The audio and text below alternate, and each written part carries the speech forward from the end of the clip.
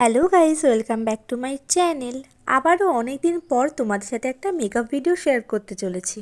যেহেতু এবছর সরস্বতী পুজো আর Valentine's day একই দিনে পড়েছে, তাই তোমাদের সাথে যদি একটা মেকআপ লুক শেয়ার না করি তাহলে কি করে হয়। তাই আমি আজকে পরেছি হলুদ কালারের একটা শাড়ি আর রেড কালারের একটা ব্লাউজ। তো এই লুকটা সরস্বতী পুজোর দিন সকালের জন্য একদম পারফেক্ট। তোমরা চাইলে এরকমভাবে সাজতেই পারো। আর প্রথমেই আমি দেখতে পেলে মুখটা খুব ভালো করে ক্লিন করে নিলাম, আর তারপর টোনার হিসাবে ইউজ করে নিলাম লাভ আর্থি টোনারটা। আর এরপরে ময়শ্চারাইজার ইউজ করে আমি ফাউন্ডেশন ইউজ করে নিচ্ছি, আর সেটা হলো ফিটমি ফাউন্ডেশন। আর আমি বেশিরভাগ এই ফাউন্ডেশনটাই ইউজ করি, তাই আমার ভিডিওতে তোমরা বেশিরভাগ এই ফাউন্ডেশনটাই হয়তো দেখতে পারো। তোমরাও চাইলে কিন্তু তোমাদের শেডের ফাউন্ডেশনটা ইউজ করতে পারো। ফিটমি খুব ভালো কভারেজ দেয়, তাই জন্য আমি সবসময় এটাই ইউজ করে থাকি। এই মেকআপ লুকটা আমি প্রায় অনেক দিন আগে শ্যুট করে রেখেছিলাম, বাট তোমাদের সাথে শেয়ার করা হচ্ছিল না। যেহেতু আমার এক্সাম চলছিল, তাই আমি তোমাদের সাথে এই লুকটা শেয়ার করতে পারছিলাম না। আর প্রায় অনেক দিন হয়ে গেছে আমি ভিডিও আপলোড করতে পারছিলাম না, যেহেতু আমার এক্সাম চলছিল। আর আমি যখন এক্সাম চলে পুরো এক্সামের উপরে ফোকাস করি, তখন ভিডিও এডিট করা হয় না বা টাইম পাই না আমি। এরপর দিয়ে তোমরা নিয়মিত ভিডিও দেখতে পারবে। আর আমার ভিডিওগুলো তোমাদের কেমন লাগে অবশ্যই কিন্তু তোমরা জানিও। তো কথা বলতে বলতে অনেকটাই মেকআপ কমপ্লিট হয়ে গেছে আমার। আমি একটা মেকআপের স্টিক থেকে, যেখানে কনসিলার আর কন্ট্রোর একসাথে থাকে, তো প্রথমে কন্ট্রোরটা করে নিলাম আর তারপর কনসিলার দিয়ে ভালো করে ব্লেন্ড করে নিলাম। আর তারপরে আমি ইউজ করে নিয়েছি ল্যাকমির পাউডারটা মেকআপটা কিছুটা সেট করার জন্য। দেন আমি আই ম্যাজিকের আইব্রো জেল থেকে ব্রাউন শেডটা নিয়ে আমি আমার আইব্রোটাকে খুব ভালোভাবে পার্মানেন্ট করে নিচ্ছি। আর আজকের লুকটা আমি খুবই সাডেনলি করেছিলাম। আর আজকে আমার মা বাড়িতে ছিল না, তো মা যথারীতি আলমারিতে চাবিটা নিয়ে গেছিলো সঙ্গে করে।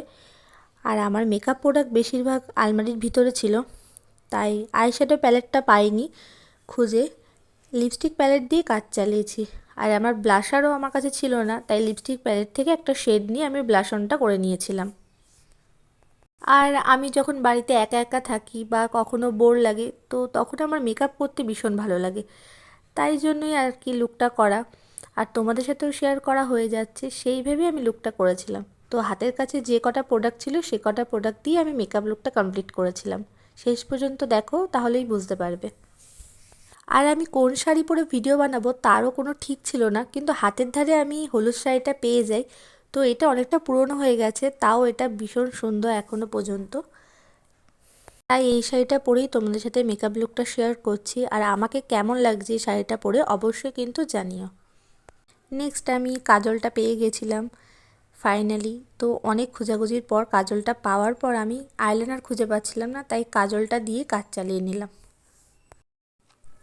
আর এরপর আমি মাস্কারা ইউজ করে নিচ্ছি। আমার কাছে দুটো মাস্কারা রয়েছে, তো এই একটা বাইরে ছিল, তাই মাস্কারাটা পরা হলো, নয়তো এটাও আমার পরা হতো না আজকে। তো আমাকে ফাইনালি কেমন লাগছে অবশ্যই জানিও।